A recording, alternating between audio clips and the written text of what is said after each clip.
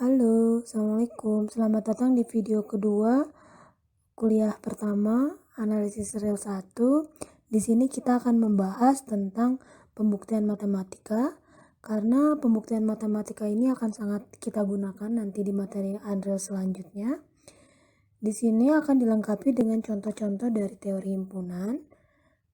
Karena teori-teori himpunan ini juga sesuatu yang harus kita kuasai untuk belajar analisis real. Mungkin sudah kalian pelajari di pengantar dasar matematika, lengkap juga dengan macam-macam pembuktiannya, lengkap juga dengan logika matematika. Nah, di video ini 3 tersebut, logika, himpunan, dan pembuktian, akan kita sajikan bersamaan sebagai pengingat apa yang pernah kita pelajari dan untuk dasar-dasar analisis real selanjutnya. Oke, selamat belajar. Apa saja yang kita perlukan atau kita butuhkan untuk membuktikan matematika, terus atau bisa juga kata lain, tahapan apa yang harus kita lalui untuk membuktikan matematika. Yang pertama adalah dengan membuktikan matematika, kita akan bisa membaca masalah, juga kita akan memperoleh kemampuan membaca masalah. Nah, maksud membaca masalah ini apa sih? Yaitu di sini kita mengurai pernyataan-pernyataan matematika menjadi yang mana premis, yang dimana yang kita anggap benar, premis-premis yang diasumsikan benar. Yang kedua di mana konklusi, atau biasanya apa yang ingin kita buktikan. Nanti saat membaca masalah juga kita akan berusaha menyederhanakan premis-premis yang ada dan konklusi-konklusi yang ada menggunakan kaidah-kaidah aturan logika matematik. Jadi di membaca masalah ini kata kuncinya adalah logika matematika yang sudah kita pelajari di PDM pengantar dasar matematika, atau juga yang sudah belajar di mata kuliah logika matematika. Oke. Yang kedua adalah kita akan menggali dan menghubungkan fakta. Jadi di tahapan kedua ini kita akan memahami setiap simbol, variabel, atau istilah-istilah yang ada pada masalah tadi atau dalam pernyataan matematikanya tadi. Kita di sini akan mencari definisi setiap istilah. Lalu, jika misalkan kita sudah belajar tentang teorema atau aksioma yang memenuhi premis, atau secara intuisi kita merasa bahwa dia berhubungan dengan konklusi, maka di sini bisa kita tuliskan juga. Di sini teorema atau aksioma atau sifat-sifat ya. Lalu yang ketiga adalah kita akan membuat outline. Outline di sini maksudnya kita membuat gambaran kasar alur cerita tentang pembuktian. Di sini kita akan memastikan bahwa setiap pernyataan atau gagasan yang kita berikan dia memiliki alasan yang jelas sesuai kaidah yang berlaku. Jadi jelas sebab akibatnya, mengapa kita mengambil langkah ini dan mengapa tidak. Outline di sini seperti coretan lah, gambaran kasar ya. Lalu selanjutnya kita akan menulis bukti. Di sini kita akan menulis cantik buktinya. Di menulis bukti ini kita seperti memanusiakan pembuktian. Maksudnya gimana sih? Karena kita tahu bahwa pembaca nanti akan membaca bukti kita itu dia bukan cenayang. Jadi dia tidak akan selalu tahu apa yang kita tulis. Jadi kalau bisa pembuktian ini harus jelas sejelas-jelasnya dan sesuai dengan pembacanya. Dan kita juga di penulisan bukti kita memastikan ulang tulisan kita itu terbaca, tidak ambigu dan mudah dipahami. Oke, lanjut. Nah, mengapa sih kita harus membuktikan sesuatu, misalkan teorema atau misalkan soal-soal yang sebenarnya udah pasti benar dan sudah dibuktikan orang lain? Kalau misalkan seorang matematikawan atau seorang peneliti, dia itu membuktikan hipotesis ciptaannya, dia membuat suatu formula, membuat rumus, membuat model, lalu dia akan membuktikan ciptaannya yang belum tentu benar kan, jadi dia buktikan benar. Jika misalkan dia nemu celah, dia akan merancang hipotesis baru dan dibuktikan lagi terus-terusan. Namun, untuk mahasiswa, kita ini sedang mereka ulang apa yang dilakukan oleh matematikawan tersebut agar kita mendapat skill-skill matematikawan. Jadi, sebagai mahasiswa, ketika kita membuktikan, kita akan mengasah kepekaan kita terhadap masalah. Lalu, setelah itu, kita sudah peka dengan masalah, kita akan punya kemampuan menganalisis masalah ini seperti apa, solusinya seperti apa, dan lain-lain. Lalu dalam membuktikan juga kita melatih berpikir logis dan terstruktur karena selalu ada sebab dan akibatnya mengapa demikian. Semua langkah-langkah harus jelas dari mananya. Lalu selanjutnya adalah setelah berpikir logis, setelah kita berpikir terstruktur, kita akan belajar untuk menulis dengan rapi juga, menulis dengan terstruktur.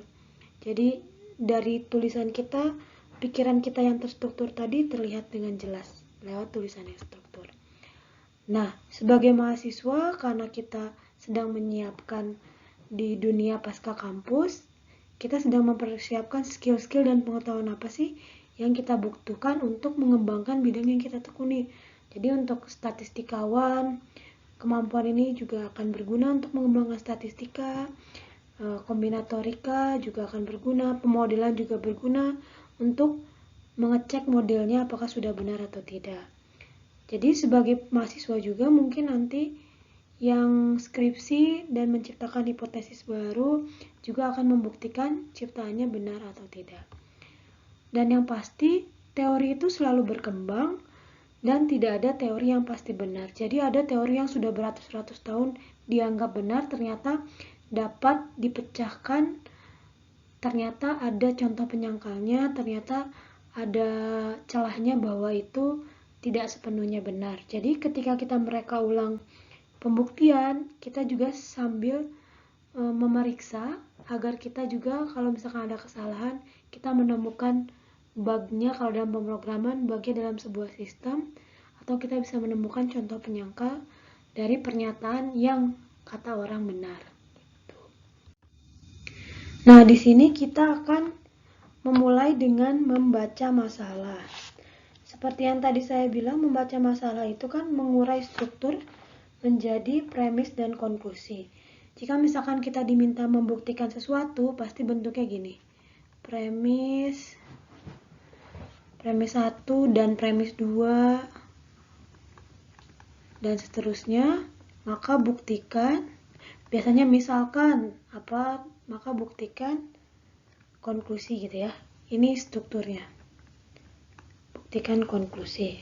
Misalkan kita punya 3 premis, kita bisa menulisnya begini. Kalau yang belajar logika pasti sudah paham. P1, P2, P3 itu premis maksudnya. Maka ini konklusinya misalkan Q. Nah, ketika susunan pembuktian ini, kita juga bisa tulis sebagai gini.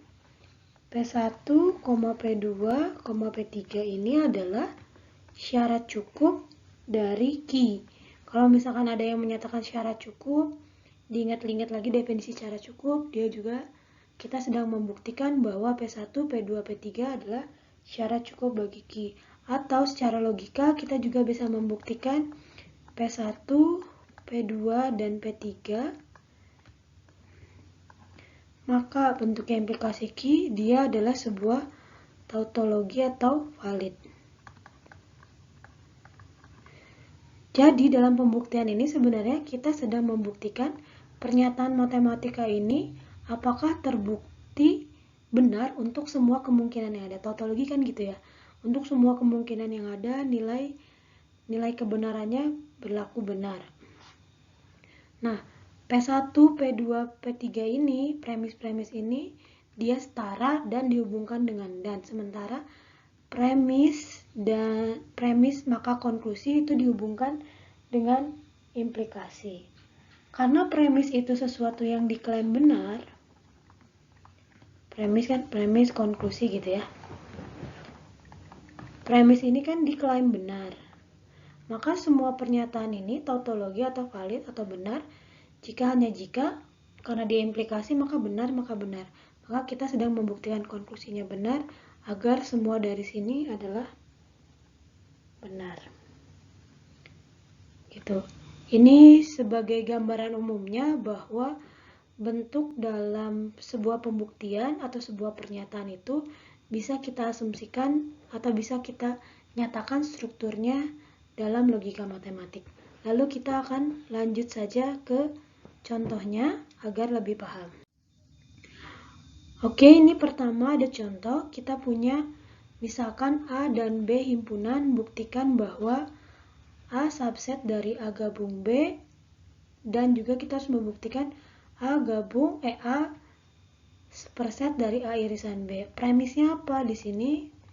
Premisnya A, B, himpunan ya. Himpunan.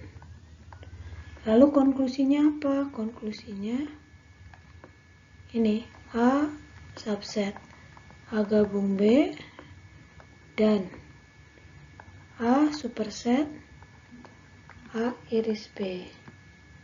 Oke, kalau misalkan dalam logika kita punya, berarti ini bentuknya misalkan ini P1, P2, P1 dan P2. Ini ya, kita akan buktikan Q1 dan Q2. Ini konklusinya ada 2 dihubungkan dengan dan P1, P2. Oke, kalau misalkan dalam logika matematik kita boleh memecah yang mana dulu. Maksud memecah, kita boleh mengerjakan yang mana dulu, boleh yang ini dulu, boleh juga yang ini dulu. Jadi misalkan secara struktur kita punya premis 1, premis 2 di sini Q1 dan Q2. Nanti dari premis 1 dan premis 2 dan definisi-definisi yang kita tahu, definisi tentang himpunan dan lain-lain, maka di sini kita punya, misalkan saya akan mengerjakan Q1, saya punya statement dengan segala alasannya kita nyampe dengan Q1. Oke, karena ini dan kita juga punya statement sampai Q2, nanti di kesimpulannya Q1 dan Q2 dengan konjungsi. Kalau misalkan yang belajar logika. Tapi intinya gitu. Jadi kita bisa mencoba yang mana dulu, boleh ini dulu, boleh juga ini dulu, dan premis-premis yang digunakan saat membuktikan Q1 di sini karena dia setara, boleh juga digunakan untuk membuktikan Q2 jika memang dia sesuai. Oke, intinya seperti itu. Kalau misalkan ada soal berbentuk dan, kita boleh menyelesaikan yang mana dulu. Jika dimungkinkan keduanya, silahkan saja. Oke, masalah selanjutnya ini masih sama, premisnya A dan B adalah himpunan, tapi di sini kita punya konklusinya berbentuk, misalkan ini Q1 ya, ini misalkan Q2, konklusinya berbentuk apa? Q1 maka Q2. Sehingga kalau misalkan ini saya asumsikan P1 dan P2 gitu ya, si premisnya, maka si soal ini dia berbentuk P1 dan P2 maka Q1 maka Q2. Jika ada yang masih ingat tentang sifat exportation di logika matematik yang menyebut seperti ini, kalau ada yang masih ingat, kalau kita punya P, Q, R, dia itu ekuivalen dengan P dan Q maka R. Oke, jadi sebenarnya kalimat ini bisa kita asumsikan P1 dan P2 dan Q1 maka Q2. Sehingga konklusi ini soal yang tadinya berbentuk P1, P2, kesimpulannya Q1 maka Q2, dia setara boleh juga dijadikan sebagai P1, P2, Q1 dengan di sini nanti Q2. Seperti itu, atau sebenarnya ini dari awal kita sebut ini sebagai ACP-nya boleh saja. Boleh juga P1, P2, Kan Q1 Q2 kan. Kalau yang sudah belajar logika, nanti kita bisa asumsikan Q1 dengan asumsi premis untuk conditional proof ACP. Nanti kita dapat dia sampai ke Q2, maka kita bisa simpulkan dia Q1 maka Q2. Oke, kalau misalkan secara tulisan berarti premisnya kita tulis apa? A, B himpunan. Lalu premis selanjutnya adalah A subset dari B, maka kita akan tunjukkan konklusi A gabung B sama dengan B. Kalau misalkan ada yang ingat pelajaran SD, SMP, SMA, biasanya kita disuruh ditulis diketahuinya, ditanyakannya apa.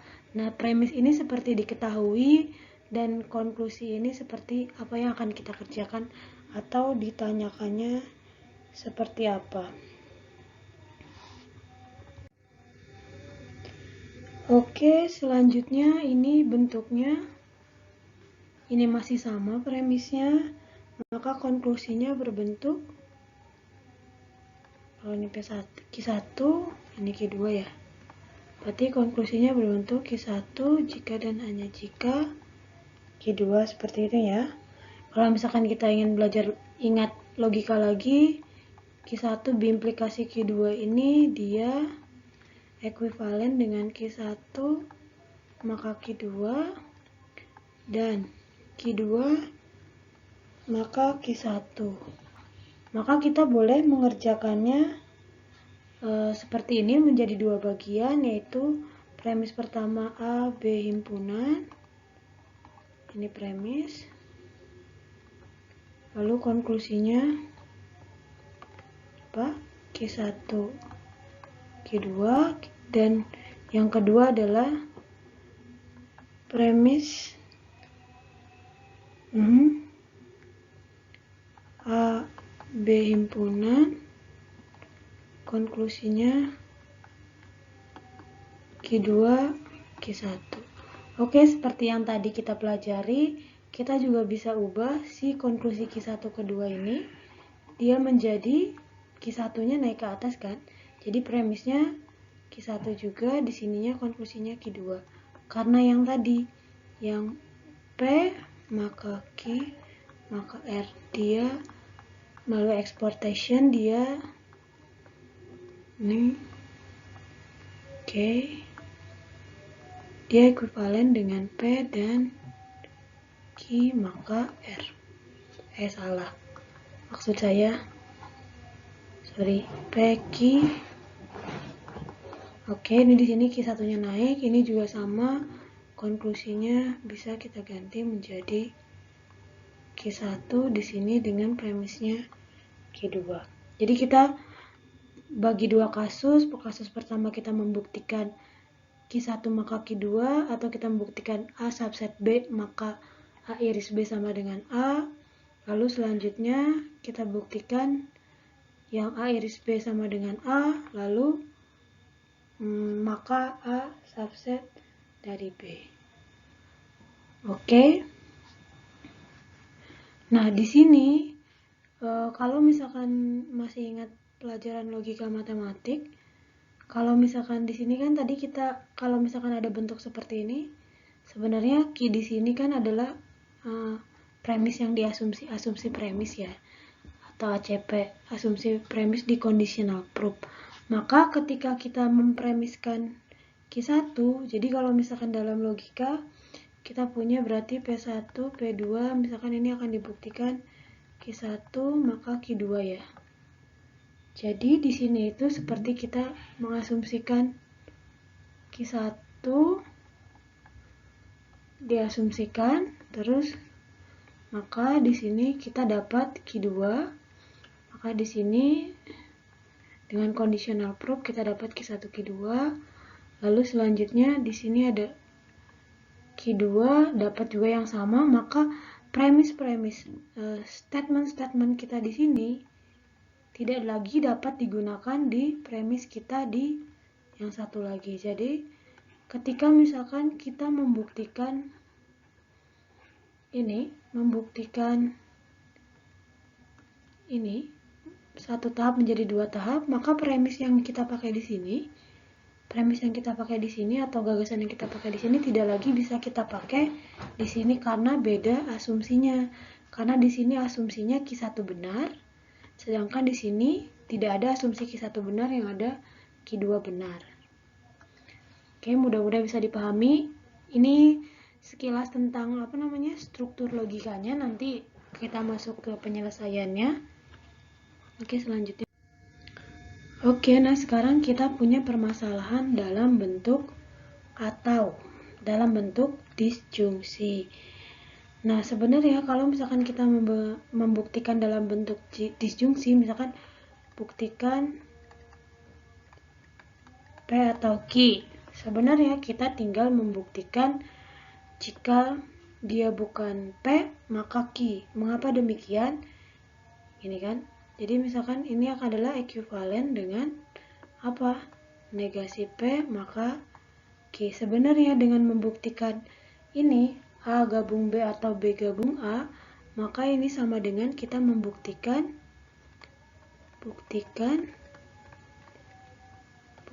jika A bukan subset dari B, maka B subset dari A. Jadi ketika kita dapat soal yang bentuknya disjungsi seperti ini, maka bisa diubah jadi bentuk negasi P maka Q. Seperti itu.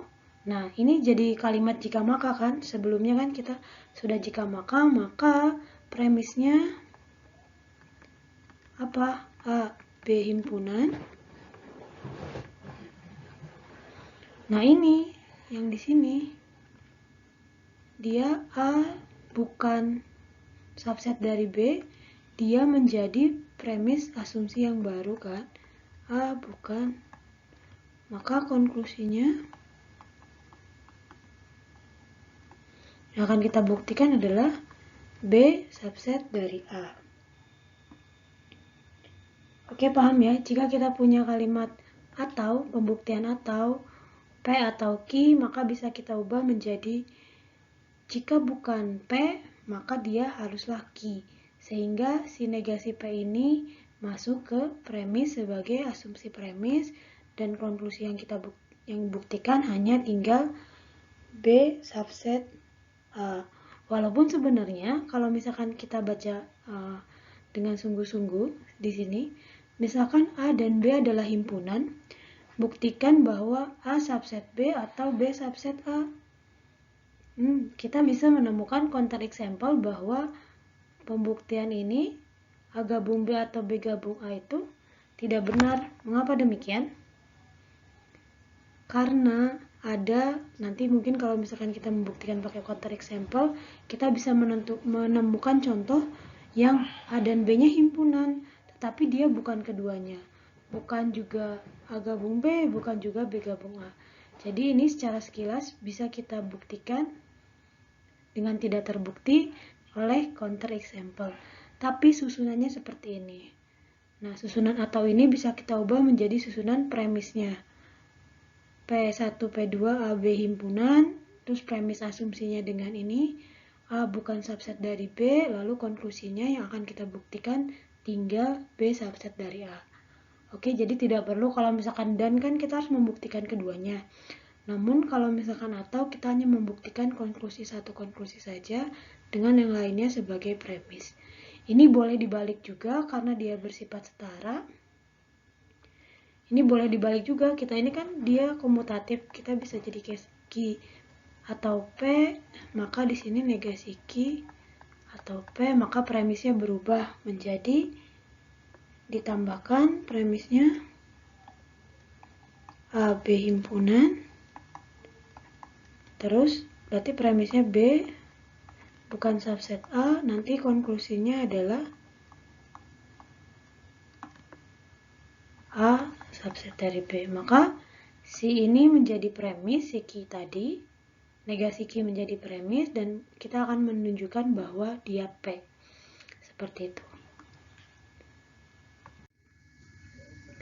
Oke, selanjutnya adalah kita punya permasalahan dalam bentuk yang lebih kompleks. Maksudnya kompleks gimana? Karena pernyataannya ini berquantifier, ada kata setiap. Quantifier universal di logika.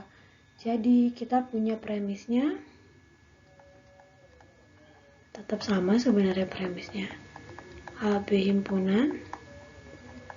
Terus konklusinya apa? Kita punya untuk setiap N anggota bilangan bulat, maka dia ini, kalau misalkan saya misalkan ini Pn, didefinisikan ini Pn, maka konklusinya ini Pn. Oke, secara secara logika, secara struktur logika, ini sebenarnya tidak lebih rumit karena kita tinggal menguraikan si N ini harus terbukti untuk setiap. Nanti kalau misalkan ada yang quantifiernya ganda, maksud ganda gimana? Misalkan nanti ada yang dia gabung ini X anggota R misal ya. Misal aja terus dia Q X. Nanti ini bisa dipecahkan dengan struktur-struktur logika yang lainnya. Tapi di sini struktur sederhananya sudah berbentuk seperti ini. Ini adalah struktur paling sederhana. Nah, nanti misalkan karena ini untuk setiap N anggota N, bisa kita selesaikan dengan direct proof atau juga bisa kita selesaikan dengan matematika induksi, nanti yang akan dibahas kemudian. Ini akan kita selesaikan dengan matematika induksi karena dia N anggota N untuk setiap N. Tapi bisa juga langsung. Oke. Selanjutnya, di sini kita punya kata terdapat. Kalau tadi adalah setiap, di sini kita punya kata terdapat, maka premisnya adalah A himpunan, premis A himpunan. Konklusinya apa? Konklusinya adalah kita terdapat B anggota semesta. Kita harus buktikan dia A gabung B sama dengan A. Oke, ini sama seperti tadi. Ini adalah bentuk paling sederhana dari strukturnya. Sebenarnya kalau misalkan kita udah ada kata terdapat biasanya cukup kita menunjukkan ini namanya eksistensi, bukti eksistensi. Kita tinggal menunjukkan ada satu anggota yang memenuhi eksistensi, ini bukti eksistensi. Oke, ada satu saja sudah cukup, satu anggota. Kalau di sini berarti satu himpunan saja yang memenuhi, satu anggota yang memenuhi. Sebenarnya nanti kita bahas lagi, tapi saya bahas di sini. Memenuhi, atau kita punya sebuah teorema yang menjamin si eksistensi tersebut. Teorema yang menjamin eksistensi. Kalau misalkan kita tidak bisa menemukan anggota yang memenuhi karena misalkan terlalu mengawang-awang, kalau kita punya teorema yang bisa menjamin eksistensi tersebut, itu sudah cukup. Oke, ini adalah bentuk paling sederhananya untuk terdapat. Selanjutnya, nah, kita akan masuk ke tahapan kedua, yaitu tahapan menggali, menghubungkan fakta, dan membuat outline dan menulis bukti. Di sini tahapannya akan saya satukan untuk setiap soal, karena di awal saya akan hanya ingin menunjukkan struktur dari logikanya. Kalau di sini kita akan menunjukkan bagaimana sih caranya merancang sebuah pembuktian dari awal sampai akhir. Untuk struktur-struktur yang tadi yang di membaca masalah, mungkin akan lebih banyak lagi struktur yang ada dalam analisis real. Nanti kita akan uraikan bersama kalau ada soal-soal analisis real yang masuk ke babnya. Misalkan nanti ada untuk setiap epsilon lebih besar daripada 0, terdapat delta lebih besar daripada 0. Nanti kita akan uraikan bagaimana sih bentuk struktur logikanya dari pernyataan tersebut. Tapi untuk dalam pembahasan awal ini di teori himpunan kita cukupkan sampai situ untuk membaca masalah. kita lanjut ke tahap selanjutnya. Nah, di tahap ini soal yang tadi, misalkan A dan B adalah himpunan, ya kan? Buktikan bahwa A subset A gabung B dan A superset A iris B.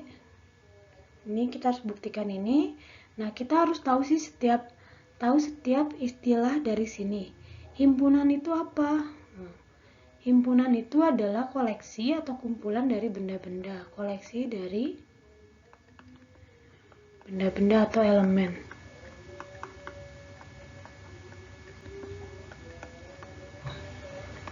Mau ditambahkan dengan kalimat terdefinisi dengan baik juga boleh, tidak juga sebenarnya tidak apa-apa. Nah, subset ini apa sih? Subset. Jadi kalau kita punya P-Q himpunan, kita punya P-Q dia himpunan,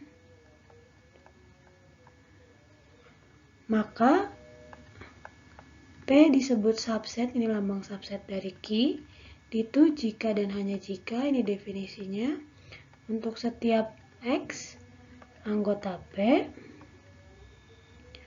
maka untuk setiap elemen di subset ini, maka elemen tersebut dia harus berada di Q.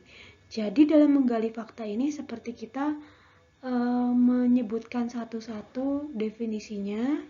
Sebenarnya nanti kalau misalkan kita sudah hafal di luar kepala setiap definisi, kita langsung semuanya dilewat sampai ke tahap menulis pembuktian juga boleh. Cuman di sini karena kita sedang belajar, karena kadang kita misalkan definisi limit untuk yang menggunakan epsilon delta, misalkan kita nggak hafal, ya udah kita tulis dulu di awalnya. Nanti ketika misalkan sudah mahir, kita langsung ke tahap menulis pembuktian, karena seni kita menulis, seni kita menggali fakta sudah ada di dalam kepala, sisanya tinggal kita rangkai. Oke, ini superset kebalikannya, ini superset kan? Berarti kalau misalkan P disebut Q disebut subset, maka kebalikannya Q di sini disebut superset dari P.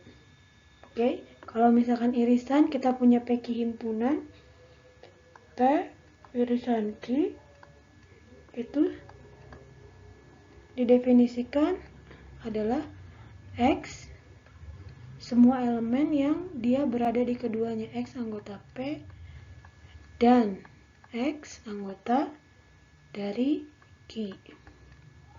Oke, ini definisi irisan, ini sama ya, P Q himpunan. Oke, gabungan juga mirip. P gabung Q itu didefinisikan sebagai semua elemen yang dia ada di P juga, atau maksudnya atau dia ada di Q. Untuk gambaran jelasnya bisa dibuka-buka lagi di pengantar dasar matematika. Ini hanya sekilas, saya akan menerangkan simbol-simbol apa aja yang ada di soal ini. Oke, dari sini kita akan melihat. Oke, setelah tadi kita menjabarkan definisi-definisi yang kita tahu, sekarang kita akan menghubungkan fakta-fakta tersebut dengan soal yang tadi kan kita hanya menjabarkan definisi dari himpunan itu apa, definisi dari subset itu apa, gabungan apa, irisan apa. Sekarang kita akan menghubungkan fakta tersebut dengan premis dan konklusi. Kalau premisnya karena A dan B adalah himpunan, sudah jelas ya himpunan itu apa. Nah, sekarang kita masuk ke konklusi dengan definisi tadi. Nah, definisi dari subset adalah apa tadi? Definisi dari subset adalah ini jika dan hanya jika untuk setiap X anggota A, maka X anggota A gabung B. Oke, konklusi yang awalnya adalah pernyataan tunggal seperti ini, kita ubah menjadi pernyataan implikasi jika maka seperti ini.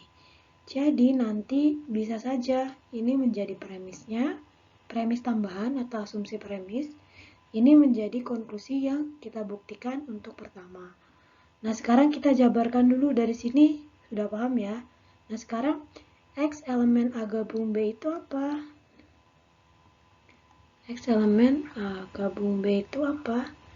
Ini sesuai definisi adalah X anggota A atau X anggota B. Oke, konklusi sudah clear semua. Untuk yang satu, sekarang tinggal yang satu lagi. Ini apa? Ini maksudnya adalah A superset dari A iris B. Apa itu maksudnya? Untuk setiap X anggota A iris B, maka X tersebut anggota dari A. Nah, dari sini kita uraikan yang ini. Kita uraikan yang irisan di sini. Maksudnya apa? Untuk X anggota A iris B maksudnya adalah apa? X tersebut anggota A dan X tersebut anggota B. Nah, selanjutnya semua fakta sudah ada. Belum ada teorema yang ingin kita ungkapkan, maka kita bisa langsung membuat outline. Oke, sekarang mari kita menuliskan outline-nya. Dari sini, konklusinya adalah yang pertama. Tadi konklusinya apa? Untuk setiap X anggota A, maka akan kita buktikan dia X tersebut anggota A gabung B gitu ya. Oke, sekarang outline-nya ini menjadi premis. Premis asumsi menambahkan dari A dan B himpunan. Ini menjadi konklusinya. Cara buat outline boleh lurus, maksudnya boleh ke bawah, boleh juga dua kolom, tapi saya lebih suka yang 2 kolom. Jadi untuk pertama kita uraikan, ini saya jadikan 2 kolom. Saya uraikan premisnya apa saja di sini untuk setiap X anggota A. Ini kita uraikan goalnya apa yang di sebelah kanan. Ini goal kita. Yang ini kita uraikan. Kita uraikan goalnya, boleh goalnya dulu, boleh konklusinya dulu atau premisnya dulu. Yang mana saja mau kita uraikan. Di sini saya akan uraikan konklusinya terlebih dahulu. Ini sesuai definisi dia X anggota A atau X anggota B. Oke. Ini kita uraikan. Untuk setiap X anggota A, dia kita uraikan menjadi X anggota A dengan aturan universal instantiation di logika matematik, atau secara intuisi juga boleh. Ambil sebarang X anggota A, maka ini langsung mencakup kedua ini. Lalu gimana caranya dari sini X anggota A nyampe ke X anggota A atau X anggota B? Oke. Ya betul, kita pakai aturan addition di logika dia atau X anggota B dengan aturan addition atau penambahan. Mengapa bisa penambahan? Karena ini adalah benar, ini premis juga benar, maka benar atau apapun itu kita tambahkan sesuatu di setelah atau apapun itu, maka dia bersifat benar. Nah, dari sini kita sudah sampai ke tahap kiri premisnya, sampai ke tahap yang sama, kanannya juga sampai ke tahap yang sama. Maka kita punya alur ceritanya dari sini. Alur ceritanya dari premis, selalu alur ceritanya dari premis ke sini ke bawah. Setelah dari premis, berjalan dari sebelah ini ke atas. Dari goal, bawah ke atas. Nah, bagaimana menuliskannya? Oke. Bagaimana menuliskannya? Nah, kita sudah punya outline. Premisnya diuraikan, konklusinya diuraikan. Ini mungkin bisa disebut strategi maju mundur atau backward forward. Atau misalkan kalau misalkan ada yang lebih suka dia diuraikan dari konklusi langsung ke dari premis langsung ke konklusi tanpa harus diuraikan keduanya, boleh juga diuraikan langsung, tapi di sini outline-nya saya outline, backward, forward. Nah, sekarang penulisannya seperti apa? Penulisannya kita akan mulai dari dari sini premis. Pertama kan A diketahui, saya nulis rapi ya. Oke. B formal proof. Oke, diketahui A, B, himpunan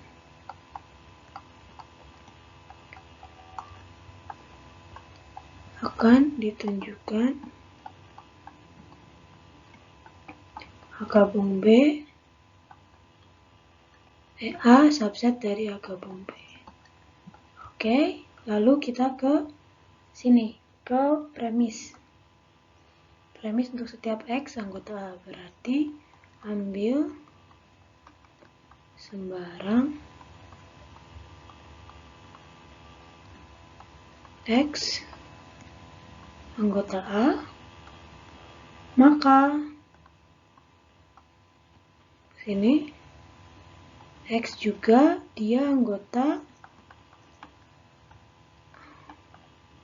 X anggota A atau X anggota dari B. Sebenarnya tidak semua aturan logika harus ditulis di formal proof. Jadi kayak logika addition, conjunction, conjunction, addition, UI ini, universal extension, di formal proof itu biasanya tidak ditulis, tapi di benak kita tahu mengapa demikian. Oke, nah di sini. Oke, di sini dari sini ke sini, dari ini nih, dari X anggota A atau X anggota B ke X anggota A gabung B, ini adalah berdasarkan definisi kan, dari sini ke atas itu definisi. Oke, kita tulis berdasarkan definisi gabungan.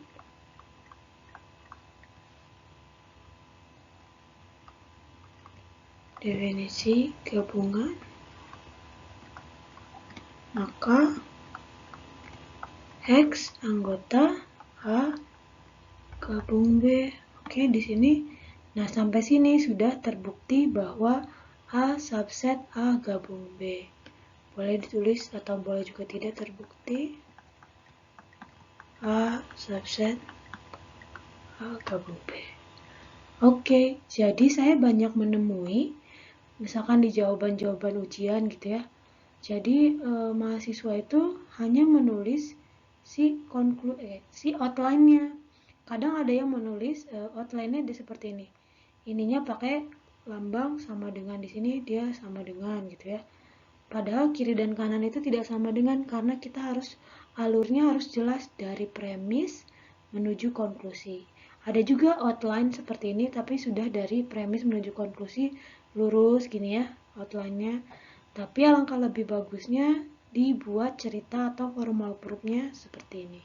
Walaupun mungkin ini tidak sempurna, ada formal proof yang lebih baik, tapi setidaknya ini udah sedikit formal. Oke, tadi kita baru membuktikan yang ini, yang A subset A gabung B. Yang A superset A irisan B belum kan? Oke, kita mulai dari premisnya dulu. Ini kan konklusinya yang akan kita tunjukkan ini. Berarti premisnya untuk setiap X anggota A gabung B gitu ya. A iris B maksud saya. Ini harus kita tunjukkan dia anggota dari A. Oke, outline-nya kita bagi dua. Sebenarnya ini sudah jelas, nggak perlu dibagi dua karena kita nggak bisa menguraikan di sini X elemen A itu kita uraikan jadi apa? Sudah bentuk paling sederhana, maka kita uraikan yang sebelah kiri. Ini X A iris B dengan universal extension. Ini maksudnya apa? X elemen A iris B, X anggota A dan X anggota B.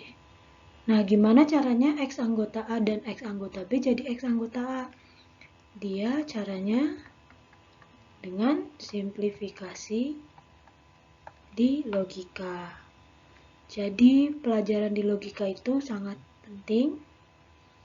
Nah, berarti kita sudah dari sini, dari premis ini, kita sudah dapat sampai ke konklusi yang diinginkan.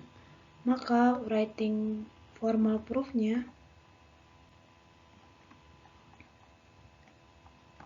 ingat dari sini, dari premis menuju ke konklusi. Tapi karena ini X anggota A-nya sudah konklusi, ya sudah cukup. Berarti mulai dari sini. Ambil, karena ini untuk setiap, maka ambil sembarang X anggota A iris B, maka sesuai definisi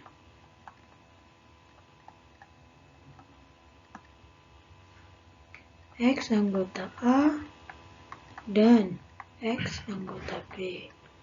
Oke, selanjutnya jadi langsung saja sebenarnya untuk simplifikasi. Jadi terbukti X anggota A. Oke, tadi untuk yang pertama, ini untuk yang kedua. Boleh juga sebenarnya formal proof di sini kita tuliskan diketahui juga boleh, diketahui AB himpunan akan ditunjukkan. Saya tulis ADT ya disingkat, tapi kalau misalkan dalam pembuktian betul, tulis akan ditunjukkan ADT A superset A. Jadi terbukti X anggota A, dengan kata lain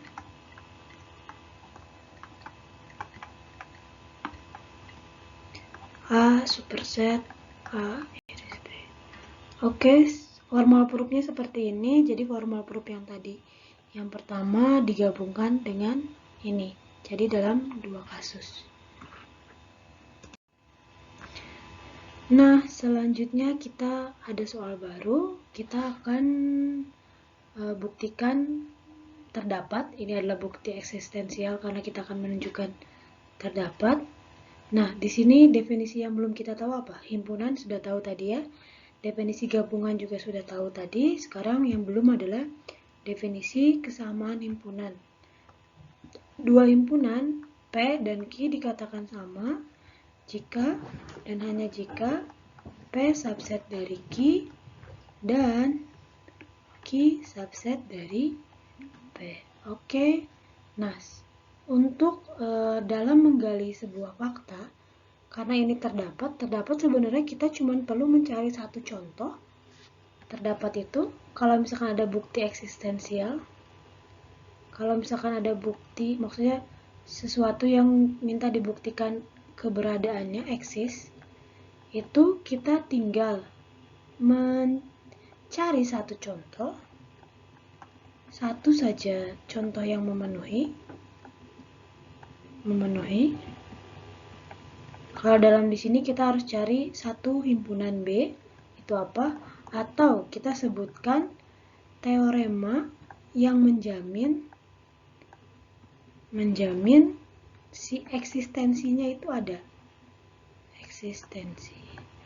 Misalkan nanti kita belajar teorema nilai rata-rata atau teorema nilai antara, itu akan menjamin eksistensi nilai C, misalkan terdapat C, nanti kita belajar ya.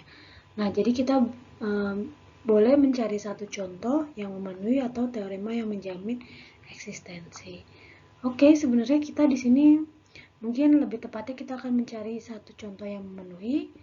Nah, dalam menggali fakta, kita juga boleh menggambarkan konklusinya. Misalkan fungsi, kita gambarkan fungsinya seperti apa. Nah, di sini kita punya A gabung B sama dengan A. Kita bisa gambarkan gimana ada dua himpunan yang digabungkan. Ini himpunan A dia sama dengan A.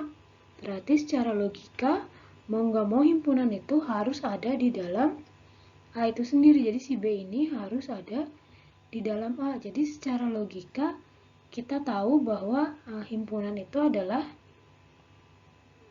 untuk setiap B subset dari A, maka A gabung B sama dengan A kan? Nah, jadi secara intuisi, secara gambar, dia untuk setiap B yang ada himpunan bagian dalam A, maka A gabung B sama dengan A.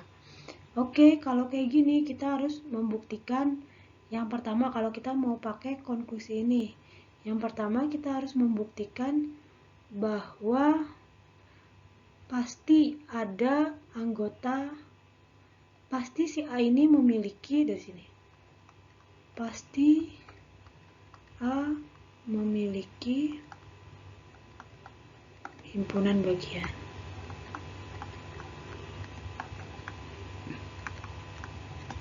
Oke, sebenarnya kalau lebih gampangnya ini kan terlalu luas ya. Untuk setiap B subset dari A, kita sebut saja satu himpunan bagian dari A itu apa sih yang pasti ada di semua himpunan. Oke, jadi sebenarnya untuk menjawabnya ini formal proof langsung ya, formal proof aja. Kan buktikan terdapat berarti terdapat apa? Himpunan kosong anggota dari B dari subset dari A sehingga A gabung himpunan kosong dia sama dengan A. Oke, seperti ini sebenarnya sudah cukup, tapi di sini kita juga harus sebutkan karena apa? Karena apa? Karena sifat himpunan kosong itu sendiri ya.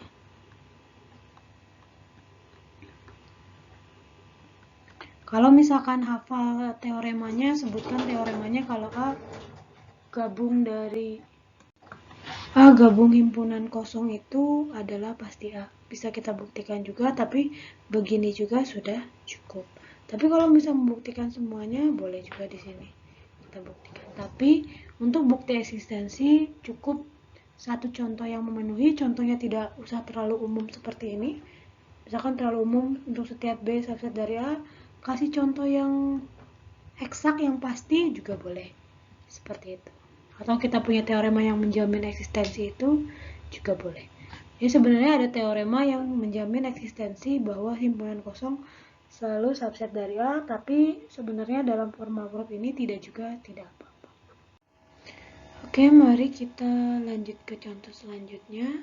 Di sini kita punya A dan B adalah himpunan, maka untuk setiap N anggota N berlaku seperti ini. Di sini saya akan coba menggunakan metode matematika induksi, bisa juga dengan direct proof sebenarnya. Mari kita ingat lagi matematika induksi itu seperti apa. Pertama yaitu kita punya sebuah pernyataan dalam N, Pn. Ini adalah pernyataan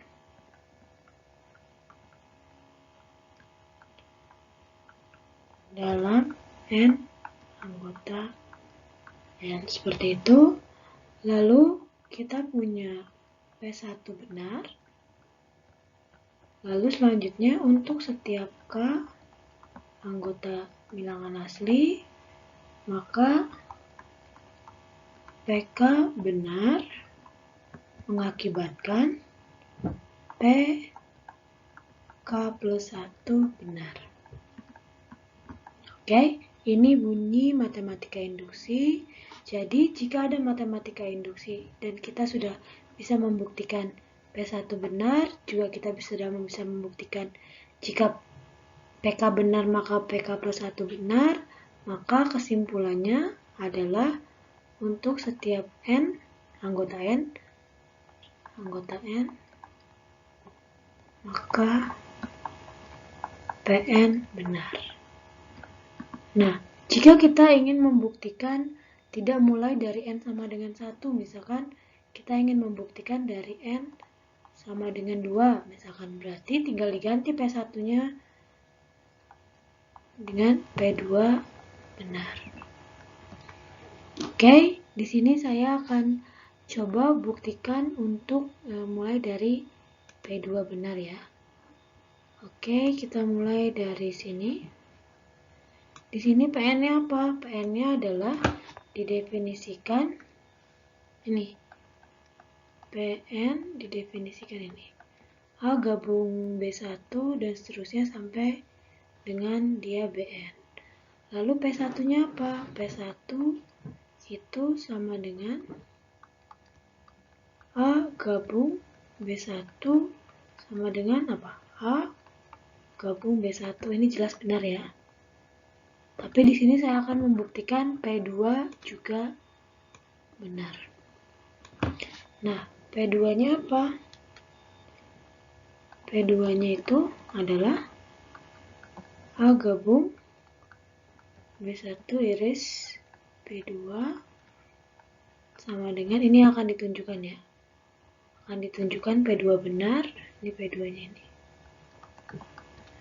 A gabung B1 iris A gabung B2. Oke, ini saya sedang membuat outline-nya, berarti akan ditunjukkan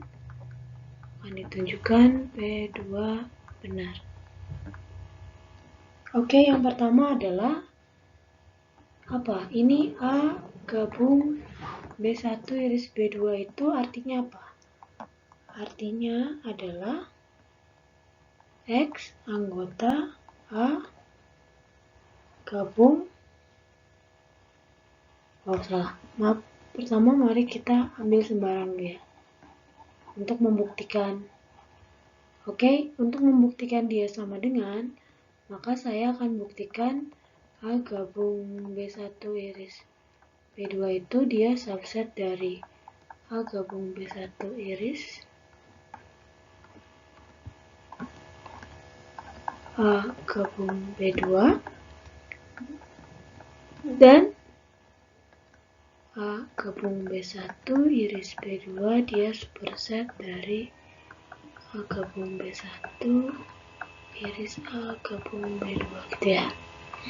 Oke, saya akan membuktikan yang pertama dulu, berarti ini langsung ambil X anggota A gabung B1 iris B2. Maka X anggota A atau X anggota B1 iris B2 diperoleh apa? X anggota A atau X anggota B1 dan X anggota B2. Oke, dari sini kita menggunakan De Morgan Law. Kalau di sini ada atau di dalamnya dan, maka dia sama dengan X anggota A dan X anggota B1 atau X anggota A dan X anggota B2. Oke? Nah, dari sini kita bisa peroleh apa? Ini, maka dari sini berarti X anggota A dan itu berarti gabung ya, A gabung B1 atau X anggota A gabung B2 kan? Berarti jadi X anggota A gabung B1 iris A gabung P2. Nah, dari sini terbukti bahwa P2 benar. Terbukti P2 benar. Nah, selanjutnya saya akan mengasumsikan PK benar, maka akan dibuktikan untuk PK plus 1 benar. Oh ya, untuk yang sebelumnya sebenarnya tadi P2 belum benar ya. P2 belum benar karena saya belum menunjukkan ini. A gabung B1 iris B2 dia superset dari A gabung B1 A gabung B2. Caranya hampir sama, tinggal dibalik dari bawah ke atas yang tadi. Jadi saya akan skip yang ini, caranya diserahkan kepada audien.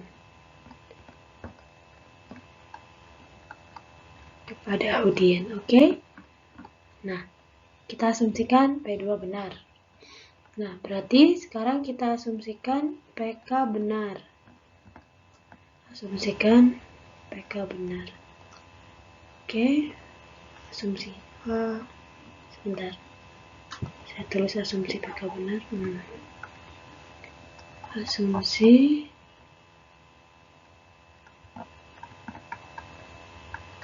PK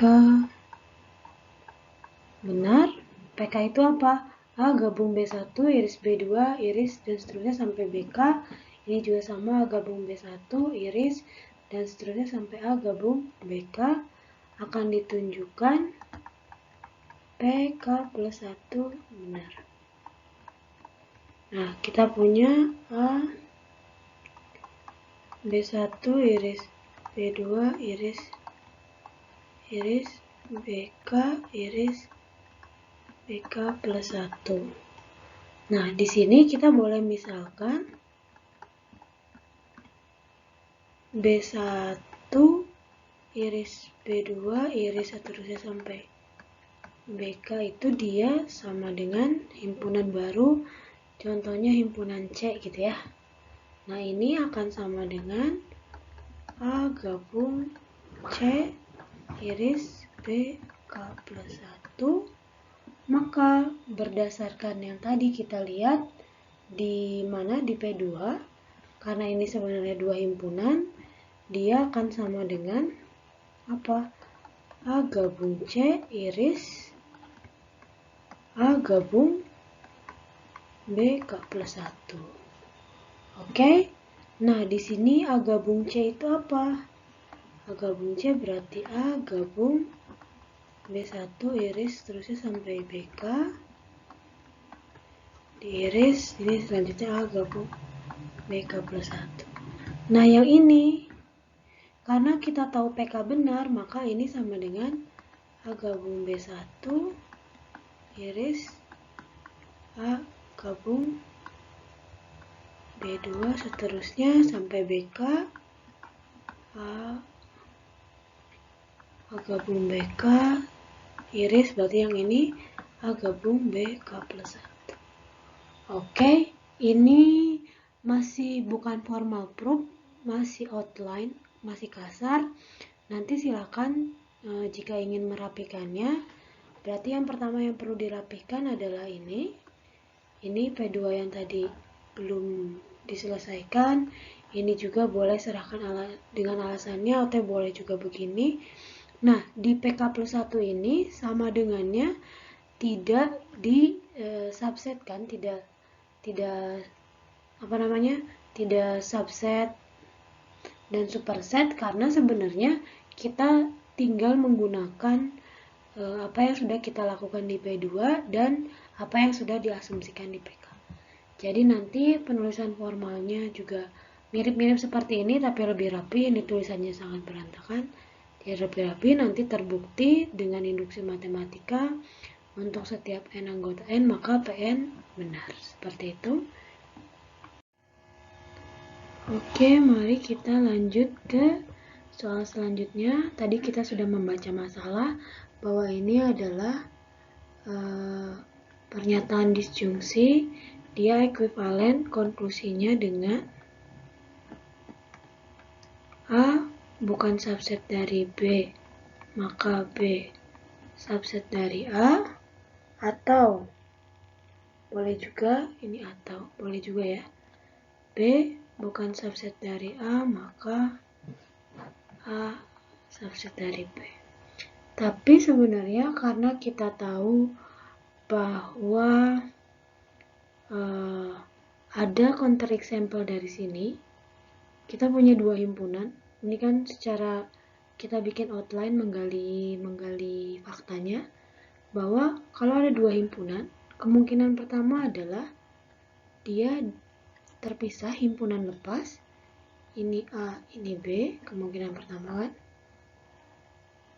Kemungkinan kedua adalah dia saling beririsan. Oke. A, B.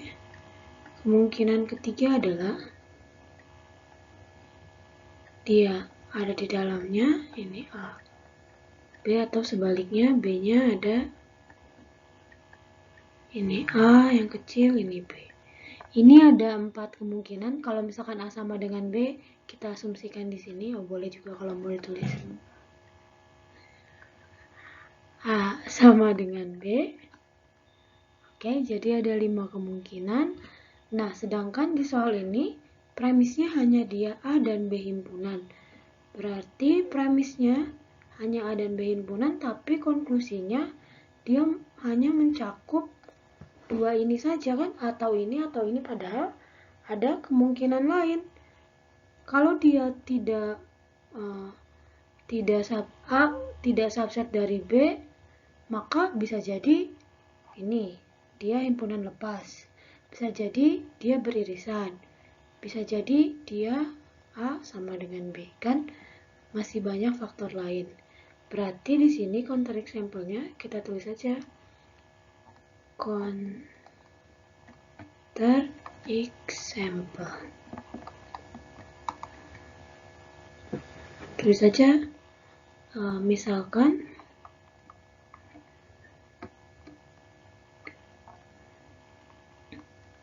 A iris B dia himpunan kosong, ya kan? Yang ini kan A iris B himpunan kosong itu yang ini.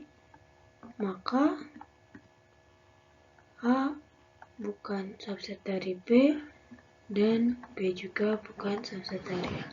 Jadi boleh menulis counter example seperti ini, maka tidak terbukti. Ini contoh yang pertama. Yang kedua juga boleh kita tulis seperti ini misalkan. Maka dia yang beririsan, berarti misalkan A dikurangi B, A dikurangi B ya, dia tidak himpunan kosong, dan B tanpa A juga bukan himpunan kosong. Ini menggambarkan kasus yang ini. Maka sama, maka A bukan subset dari B, dan B bukan subset dari A.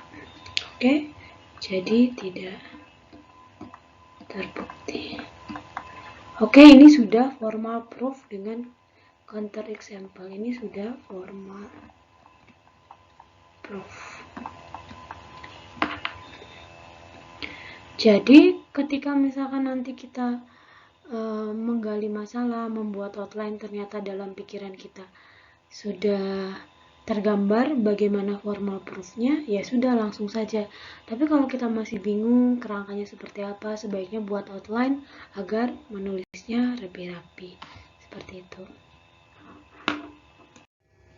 Oke, terakhir dari video ini saya bisa menyimpulkan dari tahapan membaca masalah bahwa kita harus mempelajari ulang bagi yang masih belum paham apa itu logika matematika, kaidah-kaidahnya untuk membaca kalimat-kalimat pernyataan matematika dan himpunan juga. Terus ketika menggali fakta, maka kita harus paham betul semua definisi dan teorema terkait.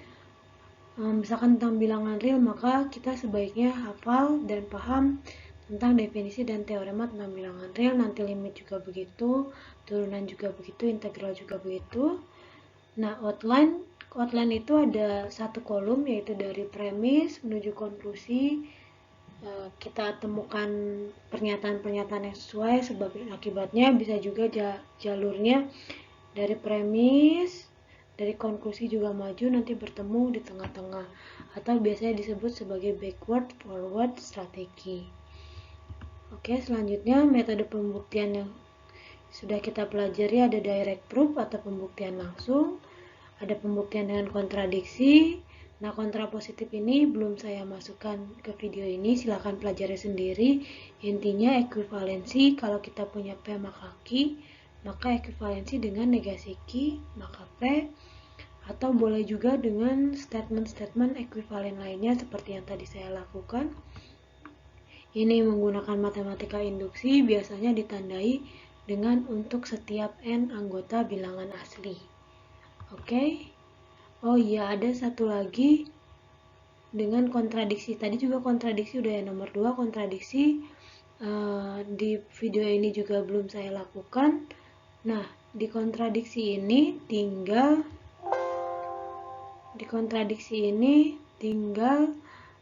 kita mengasumsikan bahwa konklusinya salah, maka dengan alur outline tadi kita temukan apakah ada sebuah kontradiksi.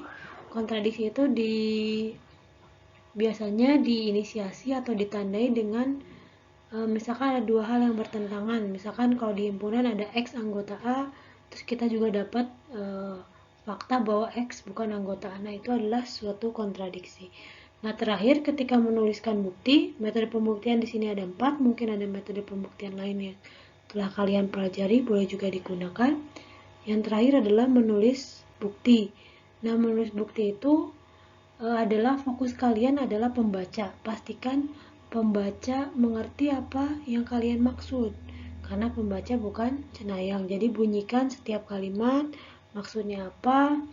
Terus dari bukti ini ditulis dari outline, dari premis ke konklusi. Ingat alur maju mundurnya. Kalau misalkan di outline ada maju mundur, maka di penulisan bukti ini harus dari premis ke bukti. Silahkan sesuaikan penulisan bukti dengan metode pembuktian yang digunakan. Kalau kontrapositif bagaimana, direct proof bagaimana, kontradiksi seperti apa. Oke, terima kasih. Silakan baca-baca lagi. Video ini hanya untuk mengingatkan kembali apa itu yang sudah kalian pelajari di pengantar dasar matematika dan bagaimana membuktikannya. Terima kasih. Sampai jumpa pertemuan selanjutnya.